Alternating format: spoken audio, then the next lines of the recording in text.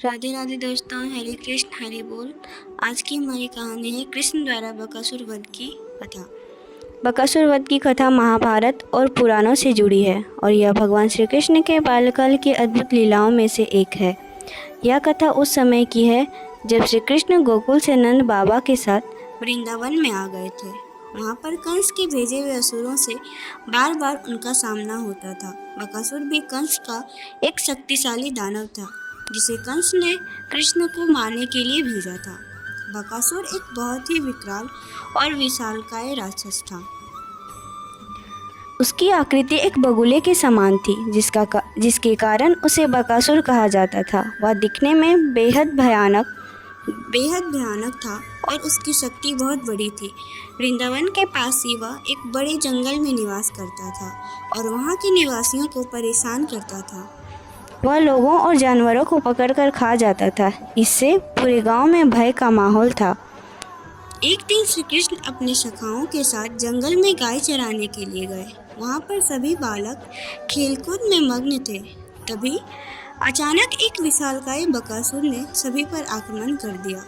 बकासुर के आने से चारों ओर डर का माहौल बन गया और सभी ग्वाल बाल डर से कांपने लगे। बकासुर ने अपना विशालकाय मुख खोला और श्री कृष्ण को निगलने का प्रयास किया। जैसे ही बकासुर ने श्री कृष्ण को निगलने का प्रयास किया, कृष्ण ने अपनी दिव्य शक्ति का प्रयोग किया। उन्होंने बकासुर के मुख में जाते ही उसके भीतर ही उसे इतना गर्म बना दिया कि बकासुर तड़पने लगा।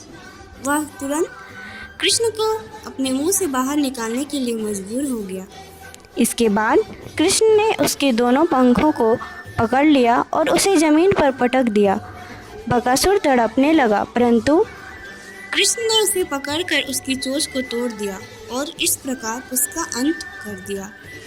जब बकासुर मारा गया तो श्री कृष्ण के सखाओं और सभी ग्वाल बालों में अत्यंत खुशी का माहौल था। उन्होंने देखा कि भगवान श्री कृष्ण ने फिर से एक राक्षस को मारकर सभी की रक्षा की है। वृंदावन के सभी लोग श्री कृष्ण की जय जयकार करने लगे और कंस के भेजे दानव का अंत हो गया। इस प्रकार बकासुर वध की यह कथा भगवान श्री कृष्ण की दिव्य लीलाओं और उनकी अनंत शक्तियों का परिचय देती है। उन्होंने न केवल बाल्यावस्था में अनेक राक्षसों का वध किया, बल्कि हमेशा अपने भक्तों की रक्षा करने का व्रत लिया। हाँ, इस कहानी का अंत होता है। अगर आप आगे ऐसी ही कहानियाँ सुनना चाहते हैं, बालकृष्ण की लीलाओं को जानना चाहते हैं, तो मेरे चैनल से जुड़े रहें और मेरे चैनल को सब्सक्राइब करें। तब तक के लिए राधे राधे दोस्तों, हरे कृष्ण हरि बोल।